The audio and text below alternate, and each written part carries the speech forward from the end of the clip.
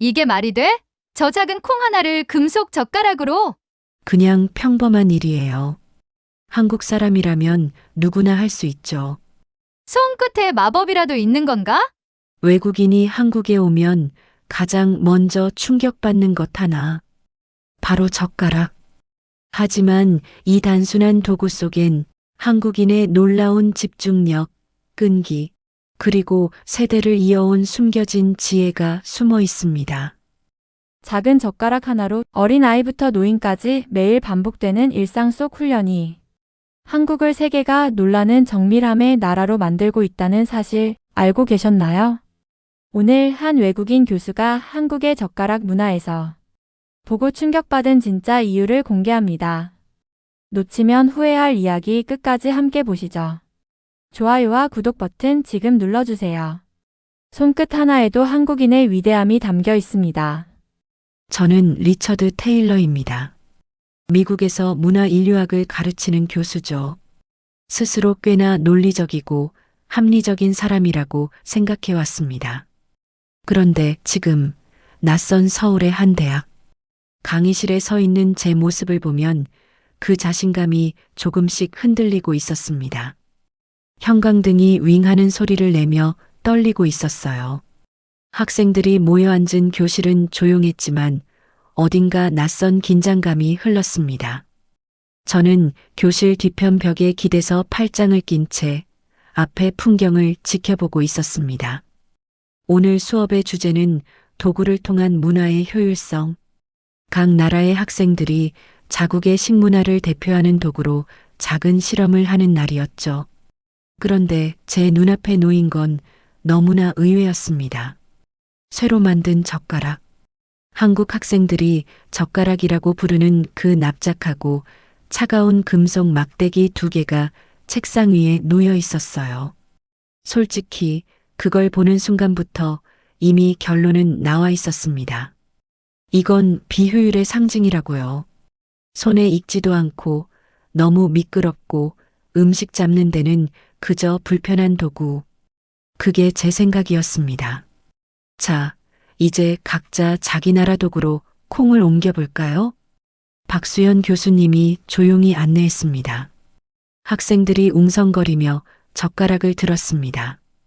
캘리포니아에서 온 유학생은 땀을 뻘뻘 흘리며 콩 하나를 집으려 했지만 콩은 이리저리 굴러다녔어요. 베이징에서 온 학생도 사정은 다르지 않았습니다. 아마 중국식 둥근 나무젓가락은 익숙하겠지만 이 얇고 납작한 쇠젓가락은 그들에게도 어려웠던 거죠. 콩은 자꾸 바닥으로 굴러떨어졌고 학생들의 얼굴엔 난감한 웃음이 번졌습니다.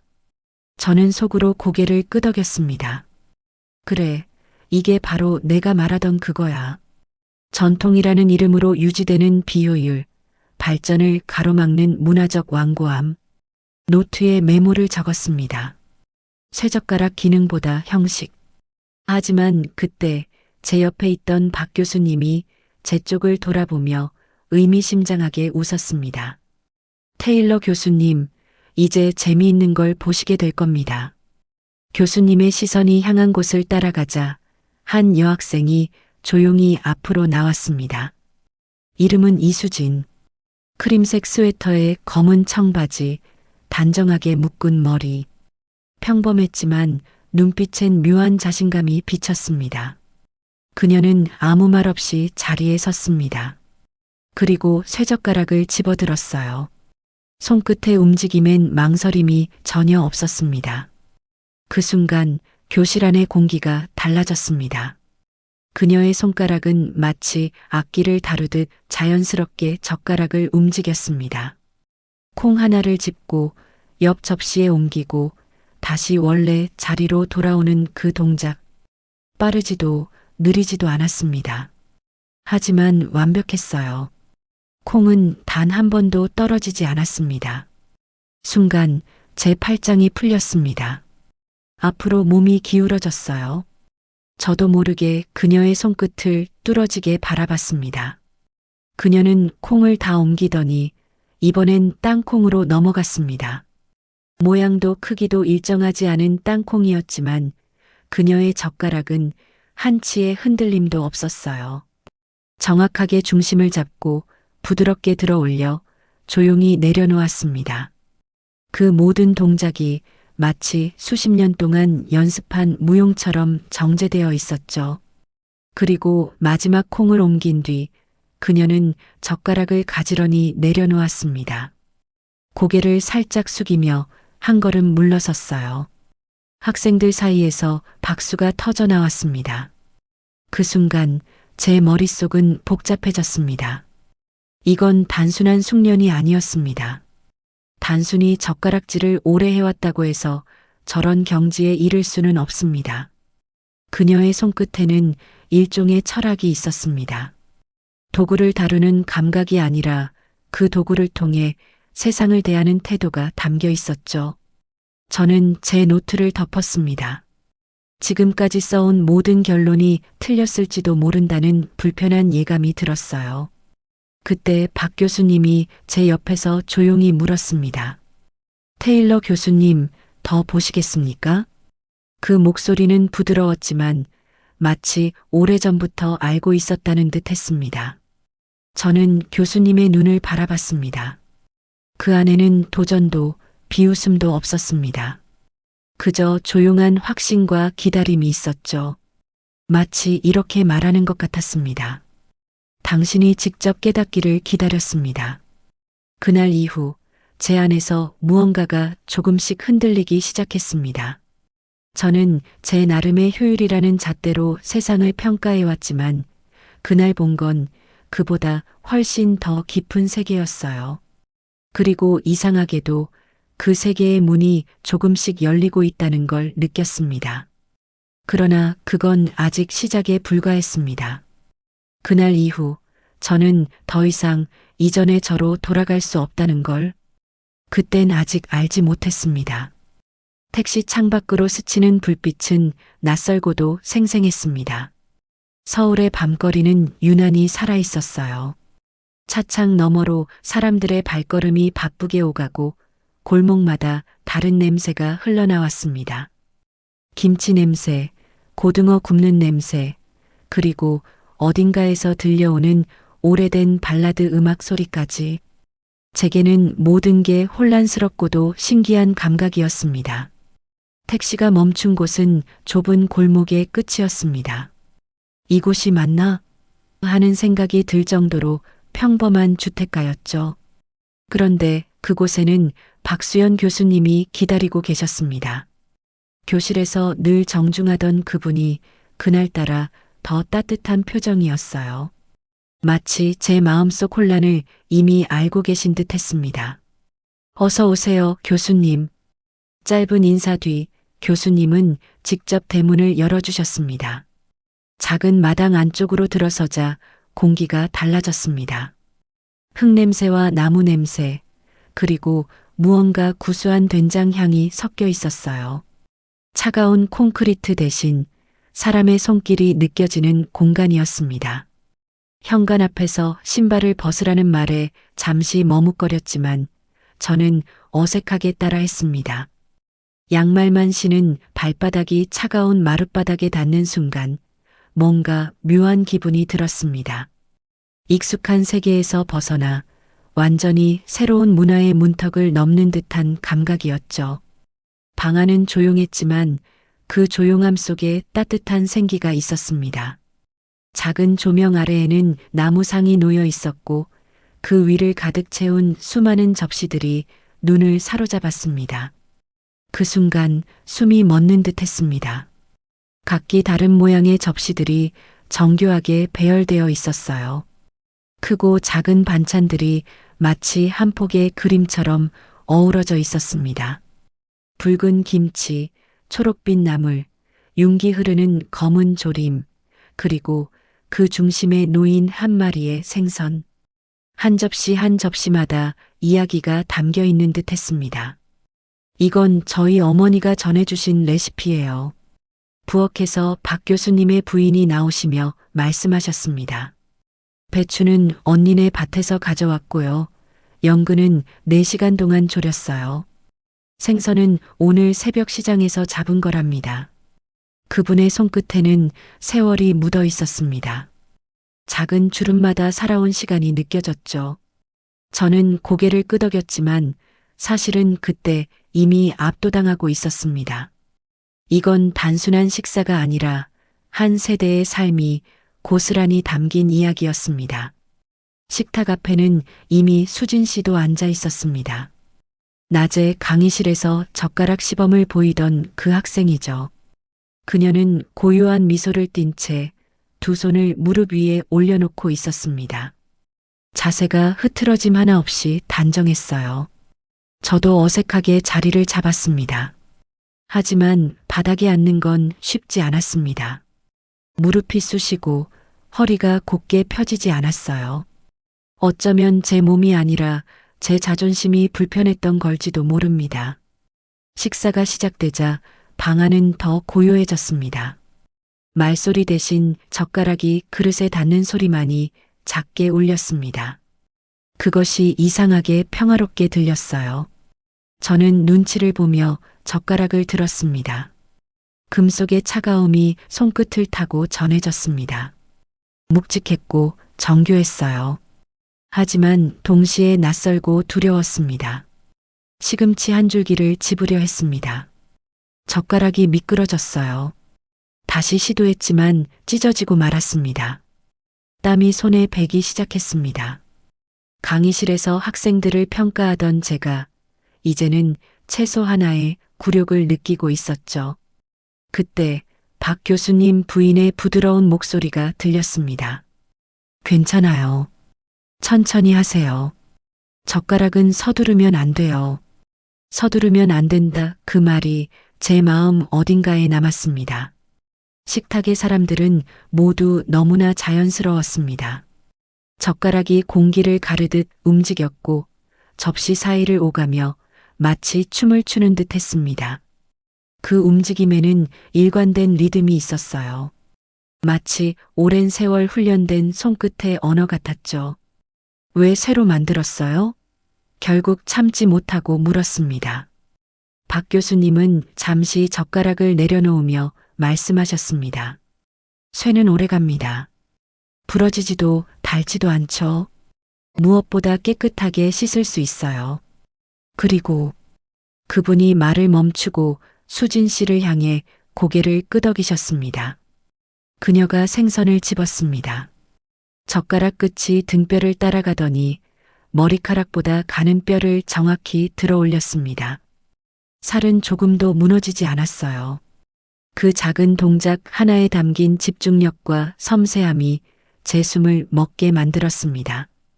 그때 저는 깨달았어요. 이건 단순히 식사도구의 문제가 아니었습니다. 이 젓가락은 삶의 태도를 담고 있었습니다. 서두름 없이, 낭비 없이, 한 번의 동작에도 전심을 담는 태도. 그들이 젓가락으로 음식을 나누는 모습은 마치 대화 같았습니다. 서로 말없이 접시를 건네고 눈빛으로 미소를 주고받으며 작은 움직임만으로도 배려가 오갔어요. 함께 먹는다는 것이 이렇게 조화로울 수 있다는 걸 그날 처음 알았습니다. 제 손은 여전히 서툴렀고 손가락은 아팠습니다.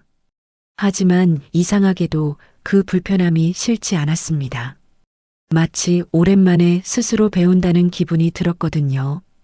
박 교수님은 저를 배웅하며 조용히 말씀하셨습니다. 교수님, 불편함 속에 답이 있을지도 몰라요. 그 말이 제 마음속 깊은 곳에서 메아리 쳤습니다.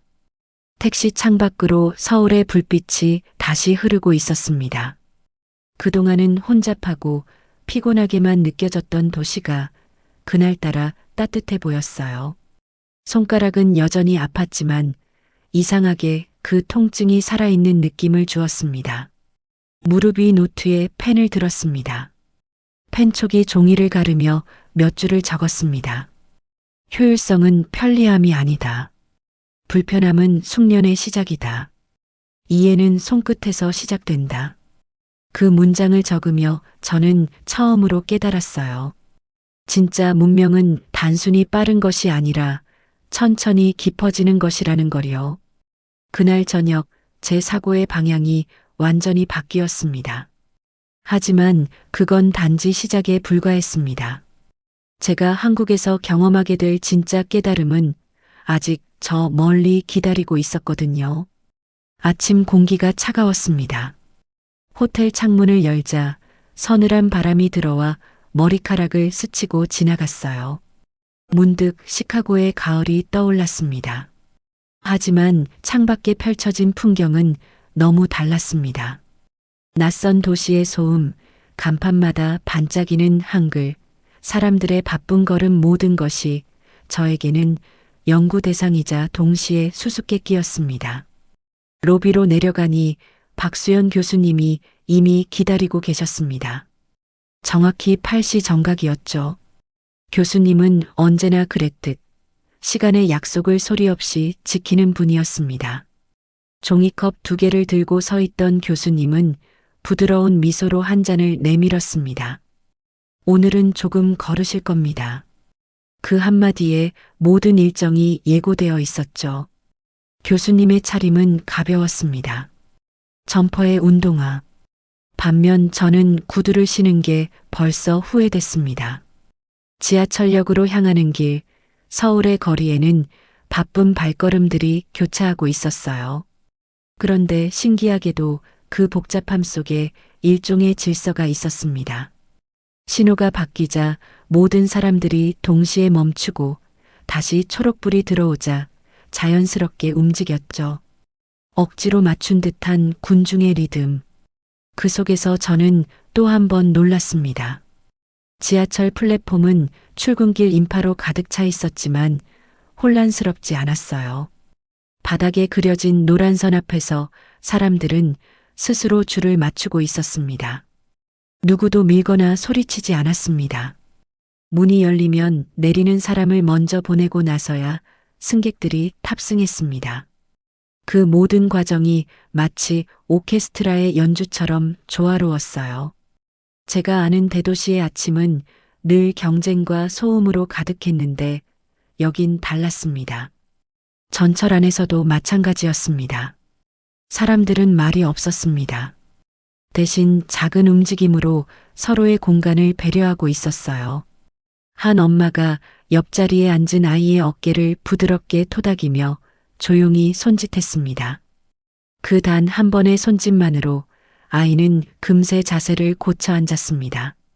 저는 그 장면에서 묘한 감동을 느꼈습니다.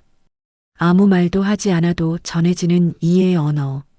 이건 문명보다 더 근본적인 교육의 힘이었습니다. 지하철을 나와 교수님을 따라 걷다 보니 어제 봤던 번화가와는 다른 세상이 펼쳐졌습니다. 좁은 골목, 낡은 간판, 손으로 쓴 글씨, 철제 셔터가 덜컹거리는 소리와 함께 하루가 시작되고 있었어요. 사람들의 목소리가 거리의 배경음이 되어 울려 퍼졌습니다. 그리고 이내 도착한 곳 광장시장. 그곳은 마치 거대한 생명체 같았습니다. 눈앞에 펼쳐진 풍경은 단순히 시장이 아니라 움직이는 이야기였어요. 뜨거운 기름 냄새와 구수한 된장의 향, 고소한 참기름과 매운 고춧가루 냄새가 뒤섞여 공기를 가득 채웠습니다. 정신이 아득해질 만큼 복잡한 냄새였지만 이상하게도 불쾌하지 않았어요. 사람과 사람 사이를 흐르는 정겨운 온기 같은 게 느껴졌습니다. 박 교수님은 익숙한 발걸음으로 저를 이끌었습니다. 미로처럼 얽힌 골목을 돌다가 한 할머니가 콩을 고르고 계신 가게 앞에 멈춰 섰습니다. 플라스틱 의자에 앉은 작은 체구의 할머니는 커다란 대야 앞에서 묵묵히 손을 움직이고 계셨습니다. 손끝에 들린 건 쇠젓가락 한 쌍, 그리고 그 젓가락은 마치 살아있는 생명체처럼 움직이고 있었어요. 그분의 손은 주름지고 굳은 살로 덮여 있었지만 동작은 놀라울 만큼 정교했습니다. 콩을 잡고 들어 올리고 버리고 골라내는 일련의 움직임이 너무도 자연스러웠어요. 눈으로는 다른 곳을 보고 계신데 손은 완벽하게 일하고 있었습니다. 저는 그 손에서 시간의 무게를 보았습니다. 박 교수님이 조용히 말씀하셨습니다. 이분 60년째 이 일을 하고 계십니다. 7살 때부터요. 60년 그 말에 저는 숨을 들이켰습니다. 60년이라는 세월이 쌓여 만들어진 숙련. 그건 단순한 기술이 아니었습니다. 삶 그 자체였습니다. 할머니의 젓가락은 도구가 아니라 몸의 일부처럼 움직이고 있었습니다. 우리는 시장을 계속 걸었습니다. 김치를 버무리는 아주머니, 떡볶이를 뒤집는 청년, 국수를 담는 아저씨 모두의 손끝에는 같은 리듬이 있었습니다. 각자의 일에 몰두하면서도 서로 부딪히지 않는 조화. 어느 한 명도 허둥대지 않았어요. 그들은 일상 속에서 예술을 하고 있었습니다. 저는 노트를 꺼내서 미친 듯이 적기 시작했습니다. 젓가락은 단순한 식사 도구가 아니다. 손끝의 훈련, 마음의 집중, 세대 간 전승의 매개체다. 한국의 질서는 강요된 게 아니라 오랜 시간 몸으로 기억된 습관의 결과다. 그때 어디선가 아이들의 웃음소리가 들렸습니다. 돌아보니 초등학생쯤 되어 보이는 아이들이 담벼락에 앉아 젓가락으로 조약돌을 짚고 있었습니다. 놀이였죠. 돌멩이를 흩뿌리고 누가 더 많이 짚는지 시합을 하고 있었어요. 아이들은 깔깔거리며 웃고 젓가락을 다루는 손놀림은 이미 숙련된 듯 보였습니다. 저는 그 모습을 오래 바라봤습니다. 아이들이 배우는 게 아니었습니다. 살아가는 법을 흡수하고 있었던 겁니다. 누군가가 가르치지 않아도 놀이 속에서 자연스럽게 기술을 익히고 있었습니다. 그 아이들이 자라면 시장의 장인들처럼 자신도 모르게 완벽한 손놀림을 할 테지요. 그게 바로 문화의 전승이었습니다. 교실에서의 이론이 아니라 삶 속에서 이어지는 실천. 세대를 잇는 조용한 배움의 연속이었죠. 그 길을 지나며 저는 어린 시절 제 어머니가 식탁에서 하셨던 말이 떠올랐습니다. 밥을 먹을 때는 허리를 곧게 펴고 음식을 소중히 여겨야 한다. 그때는 단순한 훈계라고 생각했지만 이제야 그 말의 깊이를 조금은 이해할 수 있을 것 같았습니다. 한국 사람들은 그 소중함을 손끝으로 표현하고 있었던 겁니다. 골목을 빠져나올 즈음 박 교수님이 말없이 제 팔을 가볍게 건드리셨습니다. 돌아갈 시간이었죠. 지하철역으로 향하는 길에 한 엄마와 어린아이가 눈에 들어왔습니다. 엄마는 쪼그려 앉아 아이에게 젓가락을 쥐는 법을 가르치고 있었습니다. 아이는 진지하게 그러나 즐겁게 그걸 배우고 있었죠. 작은 손이 떨리며 기만 조각을 들어 올리자 엄마가 환하게 웃었습니다. 그 웃음 속에는 사랑과 인내, 그리고 자부심이 있었습니다. 바로 그 순간 저는 깨달았습니다. 한국의 힘은 기술이나 자본이 아니라 바로 이런 작은 손끝의 교육에서 비롯된다는 거리요. 호텔로 돌아오는 전철안, 제 노트는 빼곡했습니다. 머릿속이 복잡하게 소용돌이쳤어요. 제가 알던 문명의 기준, 발전의 척도, 효율의 정의 그 모든 것이 흔들리고 있었습니다. 그리고 그 흔들림이 두렵지만 이상하게 따뜻했습니다. 창밖으로 스치는 서울의 풍경을 바라보며 저는 속삭였습니다. 이건 단순한 문화가 아니야. 하나의 체계야. 그리고 나는 이제 그 시작점에 서 있구나. 박 교수님은 제 표정을 보며 아무 말 없이 미소 지으셨습니다. 아마 이미 아셨겠지요. 제가 이제 막 진짜 배움의 문 앞에 선 것을요. 서울 한강이 내려다 보이는 그랜드 하얏트의 넓은 강당. 300명이 넘는 학자들이 빽빽하게 앉아 있었어요. 조명은 희미하게 반짝이고 에어컨은 차갑게 돌아가고 있었지만 제 등줄기엔 땀이 흘렀습니다. 저는 오늘 이 자리에서 제 인생의 연구를 발표하려고 서 있었습니다. 문화가 인간의 능력에 어떤 영향을 미치는가. 그 단순하지만 오래된 질문을 저는 한국이라는 나라에서 다시 던지고 싶었어요. 스크린에는 한국의 일상 풍경들이 흘러가고 있었습니다. 시장에서 물건을 고르는 상인들, 집에서 아이들과 함께 밥을 먹는 가족들, 그리고 젓가락을 능숙하게 다루는 어린아이들. 그 장면들을 바라보는 제 마음은 복잡했습니다. 언젠가부터 제 안에는 이상한 확신이 싹트고 있었거든요. 혹시 이 단순한 젓가락이 사람의 뇌와 손을 그리고 집중력까지 바꿔놓는 건 아닐까? 하지만 그건 어디까지나 제 추측이었습니다. 오늘 이 자리엔 수많은 학자들이 모여 있었고 그들은 세상에서 가장 날카로운 비판을 던질 준비가 되어 있었어요. 그리고 그 중에서도 한 사람이 눈에 띄었죠. 케임브리지 대학의 올리버 그린 박사. 서양학계에선 철의 심사자라고 불리는 인물이었습니다. 그는 언제나 감상보다 증거를, 이해보다 통계를 믿는 사람이었어요. 테일러 박사님. 그가 자리에서 일어나며 말했습니다. 목소리는 조용했지만 강당을 가득 채울 만큼 단단했죠. 지금 말씀하신 건 너무 감정적인 해석 아닙니까? 젓가락 문화가 특별하다고요? 그런 건 어디서나 볼 수 있는 단순한 습관일 뿐입니다. 그는 이어서 날카롭게 말을 던졌습니다. 영국 아이들도 포크를 쓰고 프랑스 아이들도 복잡한 식사 예절을 배웁니다. 그런데 왜 한국만 특별하다는 거죠? 당신의 데이터는 어디 있습니까?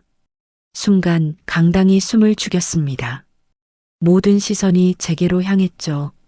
저는 손바닥에 맺힌 땀을 느꼈습니다. 솔직히 그가 틀린 말을 한 건 아니었어요.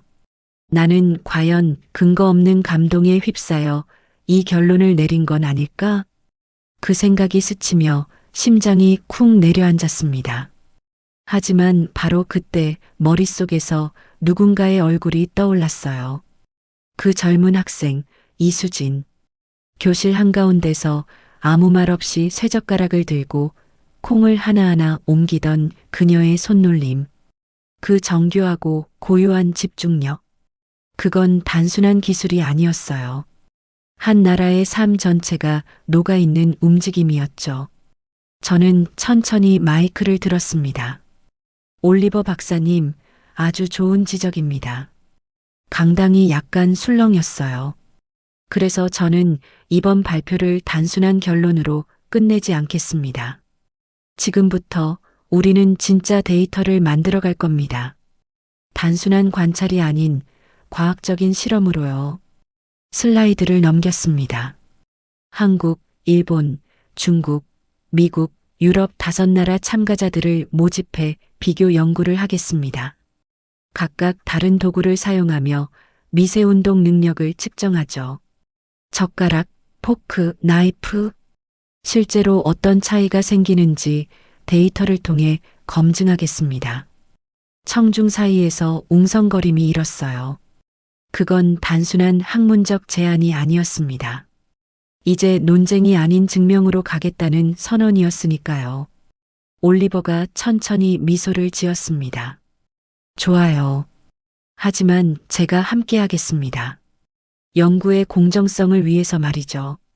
그의 제안은 일종의 도전장이었어요. 그리고 저는 그것을 정면으로 받았습니다.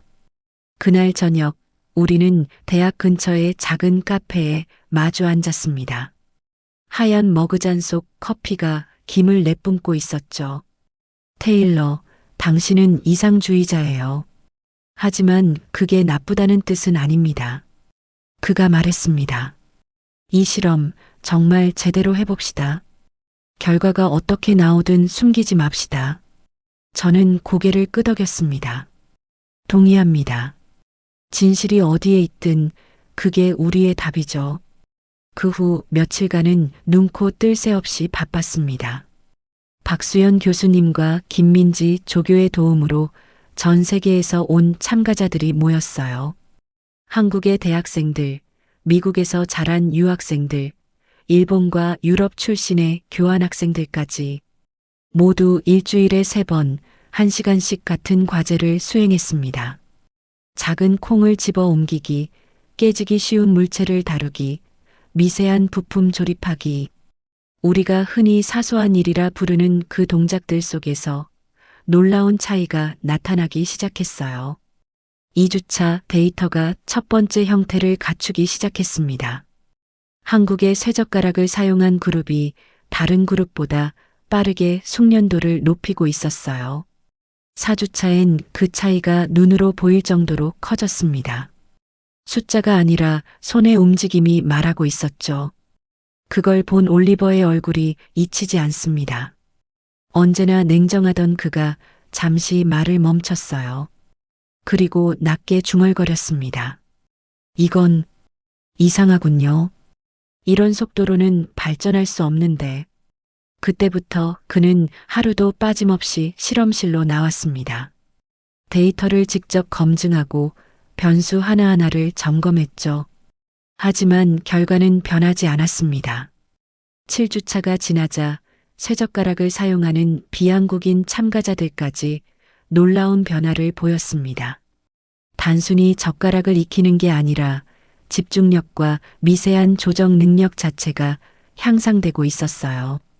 그들은 점점 더 섬세한 손끝 감각을 보여줬습니다. 그날 밤 저는 호텔방에 앉아 한강의 불빛을 바라봤습니다. 서울의 밤은 여전히 환했어요. 그 불빛 아래서 저는 생각했죠. 이건 단순한 식사도구의 이야기가 아니다. 이건 한 나라가 세대를 이어 쌓아온 집중의 문화, 손끝의 철학, 그리고 삶의 태도다. 그 순간 저는 처음으로 깨달았습니다. 효율성과 단순함만이 문명을 발전시키는 게 아니란 거요. 그 안에 담긴 사람의 마음, 그리고 생활 속의 지혜가 진짜 문명을 만든다는 거요. 하지만 아직 끝난 건 아니었습니다. 연구는 계속되고 있었고 데이터는 더 많은 이야기를 품고 있었어요. 그 이야기는 앞으로 제 인생뿐 아니라 학계 전체의 사고방식을 바꿀 수도 있을 만큼 큰 의미를 가지고 있었습니다. 그리고 저는 그날 밤 노트북을 덮으며 조용히 중얼거렸어요. 이제 진짜가 시작이야. 서울대학교 사회과학관 3층, 오래된 건물의 한 구석 연구실. 지난 6주 동안 그곳은 저의 두 번째 집이었습니다. 창가에는 낡은 블라인드가 걸려 있었고 오후 햇살이 그 사이로 스며들며 종이와 커피잔 위로 금빛 그림자를 드리웠습니다. 그 빛 속엔 수많은 밤과 새벽이 겹겹이 쌓여 있었습니다. 인스턴트 커피 냄새가 코끝에 남아 있었고 연구실 한쪽에서는 형광등이 가늘게 윙윙거리고 있었습니다. 제 옆에는 동료인 올리버가 앉아 있었습니다. 영국 출신의 사회심리학자이자 숫자에 대해서는 결코 타협하지 않는 사람. 두 사람은 아침 7시부터 꼼짝도 하지 않은 채 데이터 분석에 몰두하고 있었습니다. 연구는 이미 12주 전에 끝났습니다. 하지만 그들이 진짜 두려워하는 건 실험이 아니라 그 결과가 무엇을 말하는가였죠. 그날 오후 마이클은 노트북 화면을 돌려 올리버에게 보여줬습니다. 화면에는 5개의 그래프 선이 그려져 있었습니다. 그중 하나 쇠젓가락을 사용한 실험 그룹의 선이 유독 가파르게 상승하고 있었죠. 봐요. 이게 바로 그겁니다. 마이클의 목소리가 약간 떨렸습니다. 12주 동안 쇠젓가락으로 연습한 참가자들은 다른 어떤 그룹보다 훨씬 정밀한 손 움직임 향상을 보였어요. 나무젓가락보다 47%, 포크나 스푼을 쓴 대조군에 비해서는 무려 70% 나요. 올리버는 한동안 말을 잃었습니다. 돋보기 안경 너머로 그래프를 뚫어지게 바라보며 손가락으로 선을 따라 천천히 움직였습니다. 그의 입술이 조용히 열렸습니다. 이건 단순한 훈련 효과일 수도 있죠. 더 어려운 도구를 쓰면 더 섬세한 근육이 발달하는 건 기본적인 훈련 이론이에요. 문화와는 상관없을 수도 있습니다. 그 말에 마이클은 미소를 지었습니다. 그 말이 바로 자신이 몇 주간 붙잡고 있던 핵심이었기 때문입니다. 그게 바로 포인트예요. 그는 단호하게 대답했습니다. 한국 문화는 의도적으로 어려운 도구를 선택한 겁니다. 편리함보다 성장과 정밀함을 택한 거예요. 의식적으로든 아니든 그 선택은 수세기 동안 이어져 왔습니다. 그때 연구실 문이 살짝 열리며 박 교수님이 들어오셨습니다. 은은한 향의 차 세 잔이 쟁반 위에 올려져 있었죠. 교수님은 조용히 자리에 앉아 두 사람의 화면을 번갈아 바라보셨습니다. 마이클이 다른 데이터 세트를 불러왔습니다. 이건 위생 분석이에요. 쇠젓가락은 완전 살균이 가능합니다. 끓이거나 고압 멸균을 해도 손상되지 않아요. 반면 나무젓가락은 표면에 세균이 남습니다. 화면에는 각 식기별 세균 수치 그래프가 떠 있었습니다. 쇠젓가락은 거의 0에 가까웠죠. 공동 식사 문화에서는 이 차이가 큽니다. 모두가 같은 반찬을 집어먹는 문화라면 도구의 위생은 곧 공동체의 건강과 연결되죠. 박 교수님은 미소를 지으며 고개를 끄덕였습니다. 그래서 한국은 전염병이 돌 때도 감염률이 낮았던 거군요. 그분의 말에 올리버는 눈을 들어 조용히 교수님을 바라봤습니다. 잠시 후 마이클이 화면을 넘겼습니다. 여기 더 흥미로운 데이터가 있어요. 한국에서 태어난 아이들은 5살 무렵부터 쇠젓가락을 사용합니다. 그런데 놀랍게도 이들이 성장해서 수행하는 정밀 작업 예를 들어 수술 시뮬레이션이나 마이크로 부품 조립 같은 과제에서도 훨씬 뛰어난 결과를 보였어요. 화면 속 영상에서 한 젊은 한국 학생이 가상 수술 도구를 능숙하게 다루고 있었습니다. 그 섬세한 손놀림은 연습된 우아함 그 자체였습니다. 올리버의 시선이 천천히 흔들렸습니다. 단지 식사 도구가 아니었네요. 일상 속의 훈련 도구였군요. 박 교수님이 그제야 조용히 입을 열었습니다. 한국에는 이런 말이 있습니다. 불편 속의 완벽. 편하지 않아도 그 안에서 완벽함을 찾는다는 뜻이지요. 그 말은 연구실 안에 오래도록 머물렀습니다. 형광등이 희미하게 깜빡이고 차잔에서 김이 부드럽게 피어오르는 그 고요한 순간, 마이클은 뭔가 깨달음 같은 감정을 느꼈습니다. 한국의 젓가락은 단순한 도구가 아니었습니다. 그건 문화의 축소판이었죠. 쉽지 않은 길을 택하되 그 어려움을 견디며 기술과 정신을 함께 단련하는 선택. 그 순간 그는 지난 몇 주간의 모든 기억을 떠올렸습니다. 시장 골목에서 아이들이 조약돌을 짚던 모습, 박 교수님의 집에서 정갈하게 놓여있던 반찬들, 그리고 노년의 할머니가 콩을 고르던 단단한 손끝까지 모든 것이 하나의 원리로 연결되어 있었습니다. 편리함보다 정성, 속도보다 정밀함. 그게 한국이 만든 방식이었습니다. 그때 마이클은 마지막 데이터를 꺼냈습니다. 이건 집중력의 지속 시간입니다. 쇠젓가락을 쓴 사람들은 장시간 정밀한 작업을 할 때도 집중력이 떨어지지 않았어요. 오히려 일정한 수준을 유지했습니다. 올리버가 중얼거렸습니다. 지속적인 우수함 단순히 최고를 찍는 게 아니라 오래도록 그 기준을 유지하는 능력이군요. 박 교수님이 천천히 웃으며 말씀하셨습니다. 한국의 식탁은 매일의 훈련장이죠. 아이부터 어른까지 매 끼니마다 집중과 절제가 몸에 스며드는 겁니다. 연구실의 공기가 조금 달라졌습니다. 처음에는 실험 결과로만 시작했던 대화가 이제는 삶의 철학으로 바뀌고 있었던 거죠. 잠시 후 올리버가 노트북을 덮었습니다.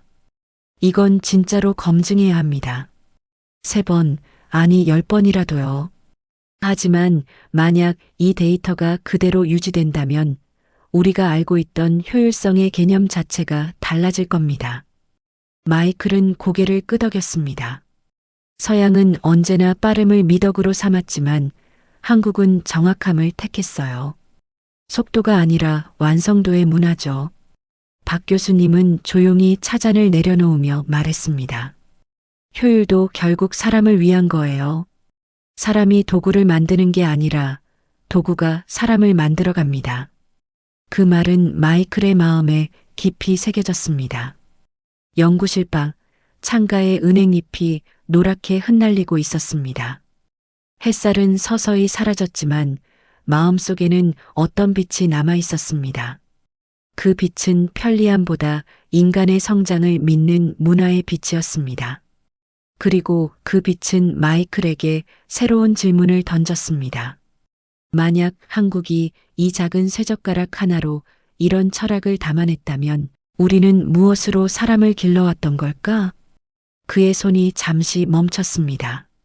그러나 그 생각은 멈추지 않았습니다. 아직 더 많은 데이터가 남아 있었고 그보다 더 깊은 이야기가 그 안에 잠들어 있었습니다. 비행기가 천천히 구름 위로 올라가며 서울의 불빛이 점점 멀어지고 있었습니다. 창밖으로 내려다 보이는 도시는 여전히 빛나고 있었지만 제 마음은 묘하게 고요했습니다. 단지 한 나라를 떠나는 게 아니라 제 인생의 한 시기를 마무리하는 듯한 느낌이었죠. 불과 3달 전만 해도 저는 한국을 하나의 연구 대상으로만 생각했습니다. 낯선 문화, 흥미로운 관찰, 논문으로 정리할 가치가 있는 사례 정도로요. 그런데 지금 제 마음속에 남은 건 논문이 아니라 사람이었습니다. 박 교수님과 수진 씨, 골목길에서 만난 아이들, 그리고 조용히 콩을 고르던 할머니까지. 그들의 일상 속에는 제가 그토록 찾던 문명의 본질이 숨어 있었습니다. 저는 오랫동안 문명을 효율성으로 정의했습니다. 더 빠르게, 더 쉽게, 더 편리하게 사는 것을 발전이라 여겼죠. 하지만 한국에서 지내는 동안 저는 전혀 다른 우수함을 배웠습니다. 바로 느림과 정성, 그리고 어려움을 감내하는 힘이었습니다. 처음엔 이해하기 어려웠습니다. 왜 쇠젓가락을 써야 할까? 왜 이렇게 복잡한 절차를 지켜야 할까? 왜 모든 일을 이렇게 세밀하게 하는 걸까? 하지만 시간이 흐르면서 깨달았습니다. 그 느리고 어려운 과정 속에서 사람이 자라고 있더군요. 젓가락을 쥔 손끝에는 세대를 이어온 지혜가 깃들어 있었고 반복되는 동작 속에서 인내와 집중이 길러지고 있었습니다. 아이들이 낙엽을 집으며 웃던 모습, 어머니들이 조용히 지켜보던 장면, 그 모든 것이 하나의 문화적 수업이었어요. 편리함보다 정성을 택하는 삶, 빠름보다 깊이를 중시하는 태도, 그리고 말하지 않아도 통하는 조용한 배려. 저는 그 안에서 문명의 또 다른 정의를 발견했습니다. 그것은 더 많은 것을 만들어내는 능력이 아니라 하나의 것을 오래 지켜내는 힘이었습니다. 한국의 쇠젓가락은 단순한 도구가 아니라 세대를 잇는 철학의 상징이었습니다. 어려운 것을 견디며 익히는 과정에서 인간의 품격이 자라고 그 품격이 사회를 단단하게 만든다는 진리를 몸소 보여주는 상징이었죠. 저는 23년 동안 수많은 문명을 연구했습니다. 그러나 한국에서 배운 이 3달이 그 모든 시간보다 더 깊은 통찰을 주었습니다. 문명은 결국 기술이 아니라 태도라는 것, 그리고 진정한 지혜는 빠름이 아니라 깊음에서 온다는 것을요. 비행기가 구름을 뚫고 나아가며 저는 문득 그동안의 연구와 인생을 다시 떠올렸습니다. 서양에서는 불편함을 제거하는 것이 발전의 길이었지만 한국에서는 불편함을 견디며 배우는 것이 성숙의 길이었습니다. 서양이 효율을 추구하며 만들어낸 문명이 외적인 힘이라면 한국의 문화는 내적인 단단함을 길러내는 힘이었어요. 저는 이제야 그 차이를 이해했습니다. 박 교수님이 제게 마지막으로 하셨던 말씀이 떠올랐습니다. 테일러 교수님, 문화는 지식을 배우는 게 아니라 마음을 배우는 겁니다. 그때는 그 의미를 다 헤아리지 못했지만 이제는 알 것 같습니다. 문화란 결국 사람의 마음이 쌓여 만들어진 것이라는 거요. 그래서 진짜 이해란 책이나 이론으로 하는 게 아니라 함께 숨쉬고 함께 살아보며 느끼는 것이라는 거요. 비행기 창밖으로 끝없는 바다가 펼쳐졌습니다. 저 아래 어딘가에서 아이들은 여전히 젓가락으로 밥을 먹고 있을 겁니다. 할머니들은 변함없이 콩을 고르고 시장의 노부부는 붕어빵을 구우며 하루를 이어가고 있겠죠. 그 평범한 장면들 속에서 저는 문명의 진짜 얼굴을 보았습니다. 눈부신 건축물이나 거대한 기술이 아니라 조용한 일상과 그 속의 질서, 인내, 정성. 그것이 바로 이 나라의 힘이었습니다. 3달 전 저는 교수 마커스 테일러로 한국에 왔습니다. 그러나 지금 이 비행기 안에서 돌아가는 사람은 조금 다릅니다. 여전히 학자이지만 이제는 세상을 판단하려 하지 않고 배우려는 학생으로 돌아갑니다. 젓가락이 제게 가르쳐 준 건 단순한 기술이 아니라 겸손이었습니다. 자신이 알고 있다고 믿는 모든 것을 내려놓고 다시 배우는 자세로 세상을 바라보는 법이었죠. 그리고 저는 이제 압니다. 진정한 학문이란 자신이 옳음을 증명하는 게 아니라 자신이 틀렸음을 발견할 용기에서 시작된다는 것을요. 제가 한국에서 배운 건 다른 문화를 이해하는 법이 아니라 다른 사람을 존중하는 법이었습니다. 그것이야말로 진정한 배움이자 인류가 서로에게 줄 수 있는 가장 큰 선물일 것입니다. 비행기는 서서히 안정된 고도로 오르고 있었습니다. 저는 노트북을 열고 새 문서에 첫 줄을 썼습니다. 가장 위대한 지혜는 멀리 있지 않다. 우리가 매일 반복하는 평범한 일상 속에 숨어 있다. 그리고 그 평범함 속에는 세상을 바꾸는 힘이 깃들어 있다. 화면을 바라보며 조용히 미소 지었습니다. 아마 이건 논문이 아니라 제 인생의 새로운 장을 여는 서문이겠죠. 그리고 그 문장의 끝에 이렇게 적었습니다. 이 이야기는 젓가락이 제게 가르쳐준 모든 것에 바치는 헌사다. 하나의 문명은 거대한 건축물이나 기술에서만 태어나지 않습니다. 쇠젓가락처럼 일상 속 작은 도구에도 그 정신이 깃들어 있죠. 손끝으로 음식을 옮기며 세대를 넘어 전해진 정밀함과 절제. 그 속에는 불편함을 견디며 완벽을 추구해온 한국의 시간이 흐르고 있습니다. 한국의 쇠젓가락, 그것은 단순한 식사 도구가 아니라 한민족이 쌓아 올린 정밀함의 철학이었습니다.